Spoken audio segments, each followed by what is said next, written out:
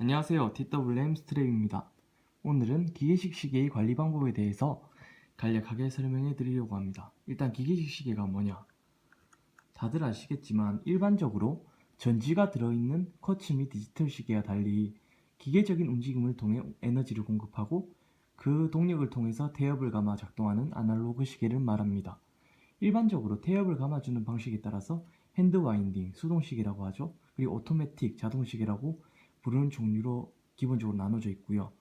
간혹 오토쿼츠 같은 등 여러가지 섞인 하이브리드 방식이 있는데, 예를 들어서 세이코의 스프링 드라이브도 그렇고요. 옛날 롤렉스에서 출시했던 오이스터 쿼츠도 비슷한 느낌이라 할 수 있겠죠. 하지만 다른 분류이기 때문에 이번 설명에서는 생략하고요. 일반적으로는 오토매틱 시계, 수동으로 밥을 주거나 아니면은 추의 움직임이랑 또 수동 감기를 통해서 밥을 주는 두 가지 종류가 있다고 볼 수 있겠습니다.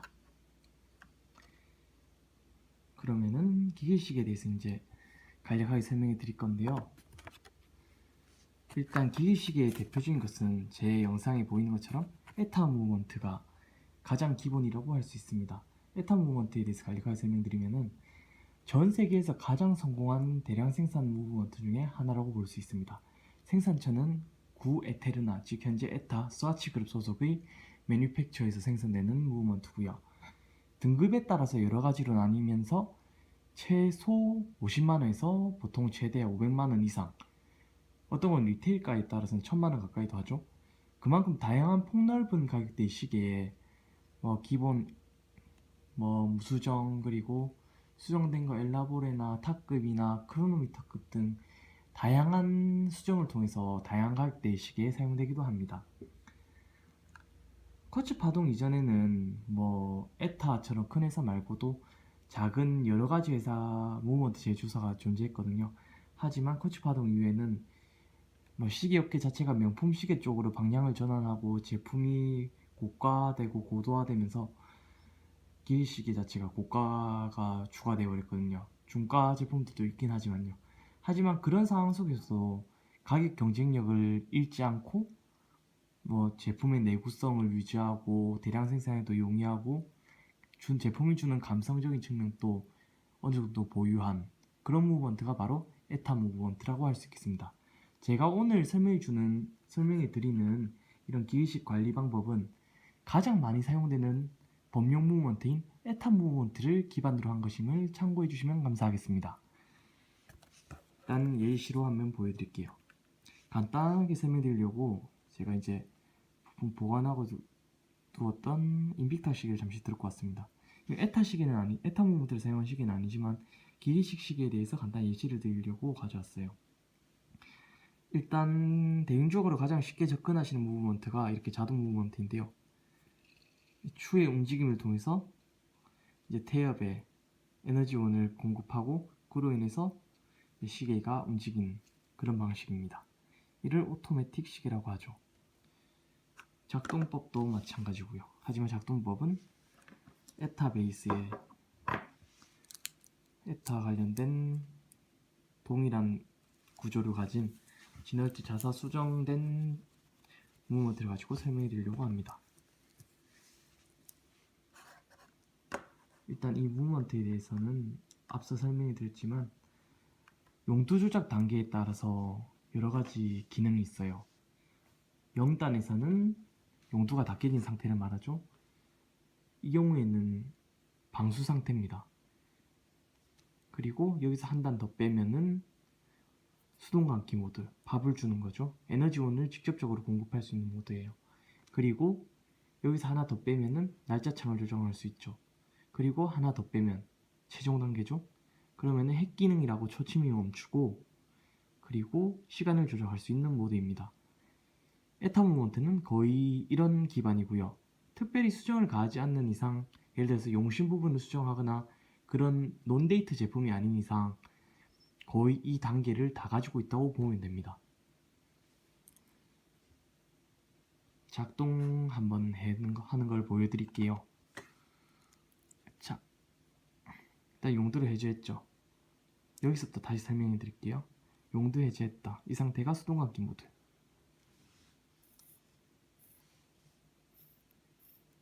사각사각 하는 소리가 에타 무브나 셀리타나 아니면 시걸에서 나오는 에타 등의 소리와 거의 같다고 보시면 됩니다. 기반. 사각사각이 애들 무브의 특징이죠. 셀리타도 마찬가지고요. 시걸도 마찬가지고 에타도 마찬가지입니다. 그리고 이 상태에서 하나 뽑으면은 날짜창 조정, 하나 더 뽑으면은 시간 조정인데 에타 계열 무브먼트, 에타, 셀리타, 시걸 다 똑같아요. 주의해야 할 점이 있는데요. 공통적인 게 밤 9시에서 새벽 3시 사이에는 날짜 조작을 직접적으로 하면 안 된다는 겁니다. 왜냐면 여기 지금 사진을 보여드린 것처럼 밤 9시에서 새벽 3시 사이에는 사진 속의 기어들이 맞물리는 시간이거든요. 그게 뭐냐? 날짜가 이제 12시가 지나면 다음 날이 넘어가잖아요. 일반적으로. 그 날짜를 지나면 이렇게 레버가 치면서 이제 데이트 휠이 돌아가야 되거든요. 그때 강한 장력이 가해집니다. 시계에. 근데 그런 상황에서 인위적으로 날짜창을 조작해버리면은 재수가 없으면은 부품이 고장나거나 튕겨버리거나 세팅이 틀어지겠죠. 그렇게 되면 날짜창 걸림 현상이 생기거나 정말 재수 없는 경우에는 고장이 날 수도 있습니다. 그래서 일반적으로 시계를 구입하고 사용할 때 구매처에서 알려주기도 하는데 빠뜨리는 경우도 있고 이래서 주의할 사항이라고 볼 수 있겠습니다. 한번 보여드릴게요. 바로 이제 이 시간에서 조정하면 안 되겠죠. 밤 9시에서 새벽 3시 사이에 맞춰둔 상태에서는 절대 날짜 조작을 하시면 안 됩니다. 용두를 한 칸 더 뽑고 애매하게 뽑혔다 싶을 때는 넣었다 다시 빼면 돼요. 됐다. 초침은 졌죠. 이 상황에서 퀵체인지 된 거 보이셨나요? 안전한 시간대 6시 한 10분으로 맞춰두고요. 이 상황에서 날짜창을 조작해 보겠습니다. 부드럽게 잘 넘어가죠. 딱히 장력이 가해진 상황이 아니고 안전한 시간대라서 안전시간대라고 합니다. 이렇게 맞춘 다음에 날짜를 바꿀 수 있어요. 일단 오늘이 21일이니까 21일로 바꿔보겠습니다. 21일로 바꿀 때는 전날까지 맞추시면 좋아요. 이렇게 전날로 바꾸고 시간을 한 바퀴 돌려서 오늘 날짜를 맞추는 게 좋습니다. 왜냐? 날짜를 여러 번 바꾸다 보면은 용도를 많이 바꾸는데 날짜를 여러 번 바꾸다 보면은 오전 오후가 헷갈리거든요. 그러다가 한 번 잘못 돌리면은 또 용도를 다음 20일까지 또 돌려야 되는 경우가 있으니까 이렇게 하고 시간을 돌려서 이렇게 날짜를 바꿔주면은 그런 실수를 방지할 수 있거든요. 그럼 한번 다시 보여드릴게요. 20일로 맞췄으니까 일단 초침이 12시 정오갈 때까지 기다립니다. 이렇게 하면 나중에 세팅할 때 편하거든요.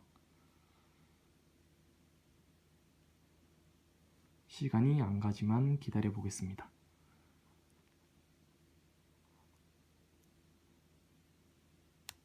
네, 됐습니다. 이때 너무 당기지 마세요. 튼튼한 시계지만 대부분 또 그렇지만 푸시 용도나 이런 경우에는 정말 심하게 당기시다 뽑히는 경우도 있거든요. 정말 엄청 강하게 하셔야 되지만 주의하시기 바랍니다. 저 다운 힘으로 당기면 다 빠져요. 이렇게 이제 시간을 돌려서 시침을 돌려서 날짜를 바꿔보겠습니다. 시간을 달려서 네, 지금이 새벽 시간이라 볼 수 있겠네요. 21일 새벽 시계 시간으로 또 시간을 달려서 지금이 오후 11시 2분이거든요.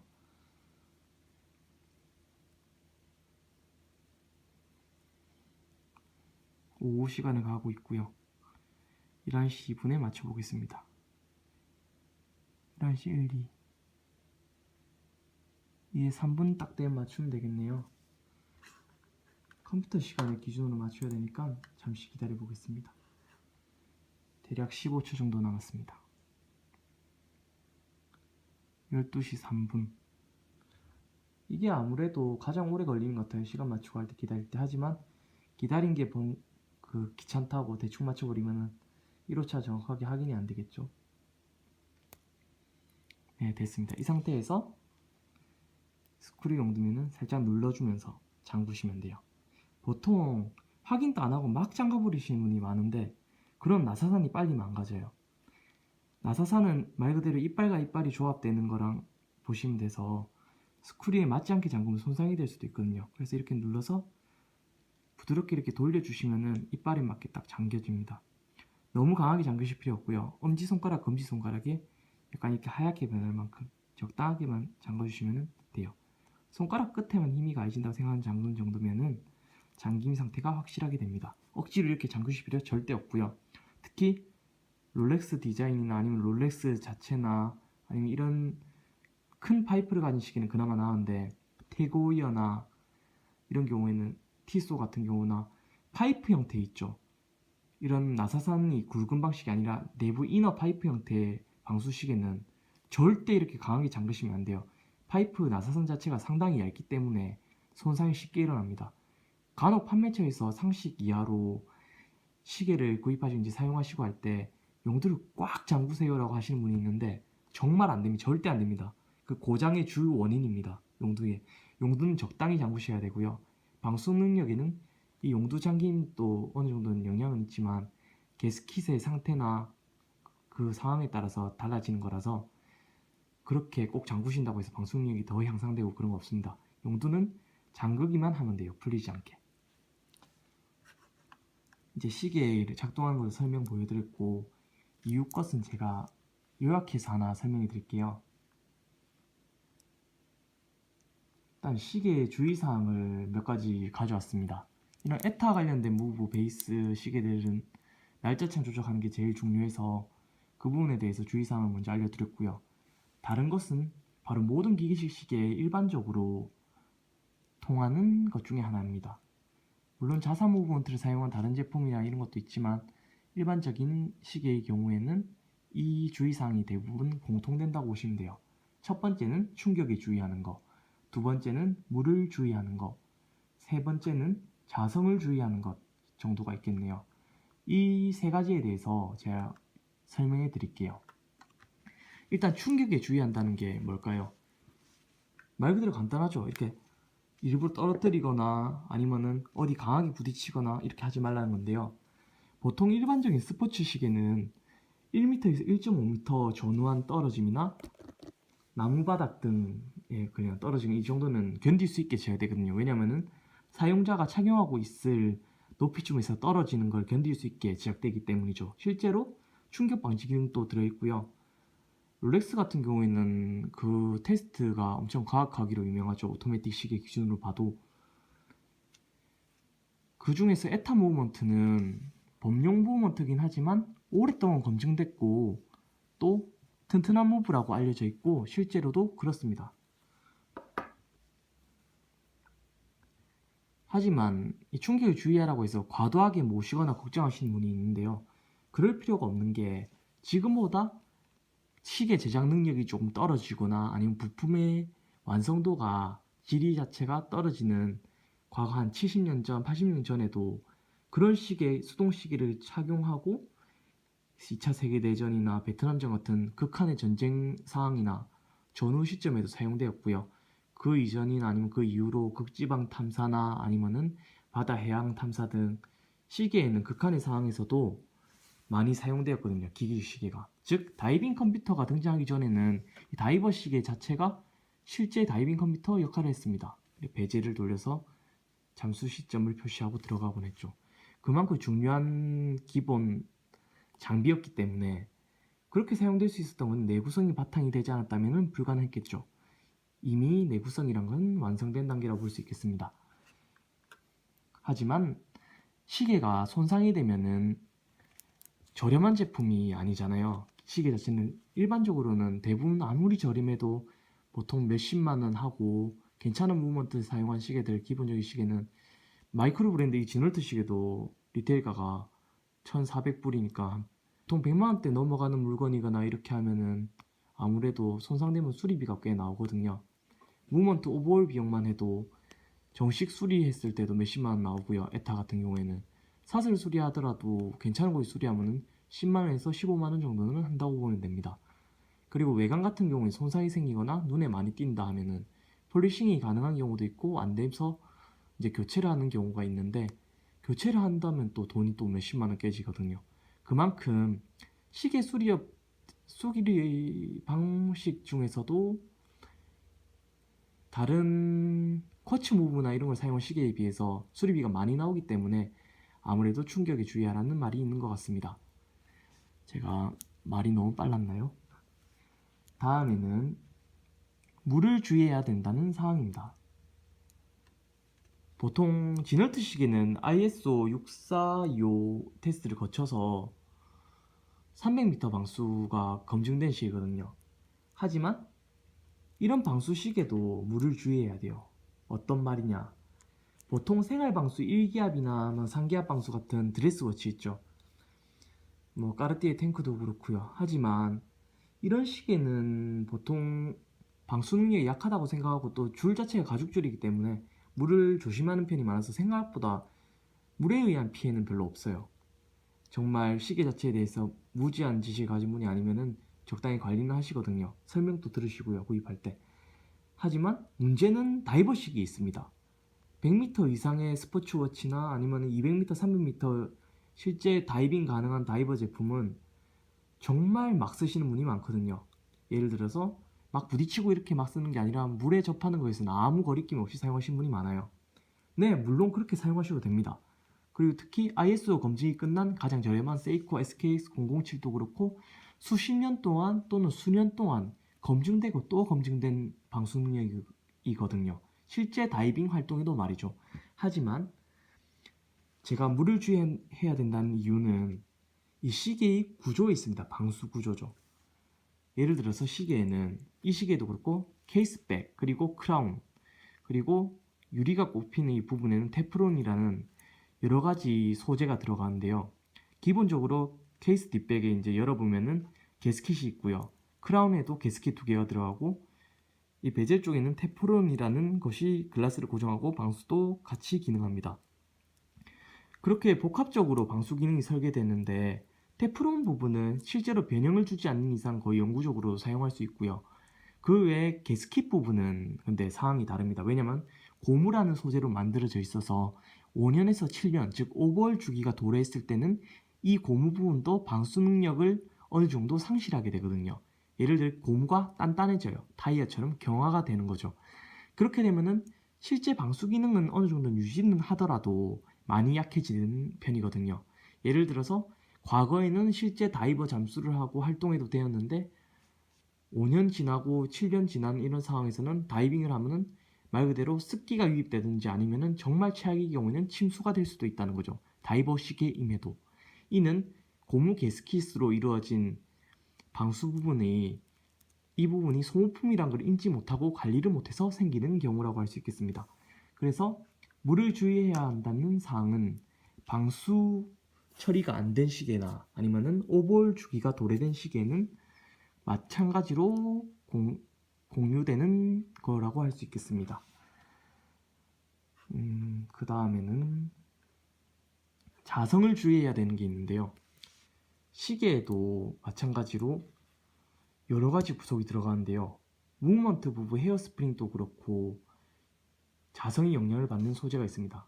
즉 우리 주변에서는 눈에 보이지 않는 자성이라는 게 존재한데요. 지금 촬영하고 있는 카메라나 휴대폰, 노트북도 그렇고 스피커도 그렇고 자석이 들어간 물건이 생각보다 상당히 많거든요. 특히 아무 생각 없이 시계를 풀어서 잠깐 일한다고 휴대폰 스피커 옆에 이렇게 놔둬버리거나 아니면 노트북 위에 올리거나 휴대폰 옆에 붙여두거나 하면은 자석 먹기도 하거든요. 그 자석을 먹으면 어떻게 되냐? 보통 증세가 시간이 엄청 빨라지는 거 있습니다. 만약에 하루에 오차가 5초나 10초 정도였다면은 자성을 먹으면 20초 이상 더 빨라져서 뭐 최대 한 1분 정도도 빨라지기도 하고 이 오차가 몇 분까지 5분 이렇게 빨라지는 경우도 있어요. 근데 이 자성이 문제가 뭐냐면은 다른 충격을 잠시 받아서 이제 오차가 틀어져서 좀 빨라지거나 하면은 시간이 지나면 다시 복귀가 되거든요. 보통 일반적으로 큰 충격이 아니면요. 하지만 자성은 한 번 먹으면 안 빠져요. 제거를 하지 않으면요. 그 자성 제거하는 거는 정말 간단하거든요. 탈자기 11,000원, 2만원짜리 저렴한 중국산 사도 몇 번 이렇게 왔다 갔다 해주면은 자성이 제거가 되는데 아니면은 이제 수리점 가서 이렇게 해서 자성 제거를 요청해야 되거든요. 간단한 작업이고 뭐 큰 비용이 드는 것도 아니고 보통 무료로 해주시는 경우도 많지만 번거로우니까 저렴한 탈자기나 하나 구입해 두시면은 정확한 오차를 유지하면서 시계를 착용하실 수 있겠습니다. 네, 오늘은 크게 복잡한 설명하려고 하는 건 아닌데 생각보다 이제 많이 길어진 것 같아요. 하지만 요약하면 이렇습니다. 기계식 시계는 생각보다는 튼튼합니다. 하지만 주의해야 할 사항이 있기 때문에 그 주의점을 고려하셔서 사용해야지 아마 오랫동안 손목에서 빛날 수 있을 거라 생각합니다. 또한 관리가 된 기계식 시계의 수명은 지금 사용하시는 분들보다도 더 길 수 있는 요물이기 때문에 걱정 안 하셔도 될 것 같습니다. 이상 TWM 스트랩이었습니다.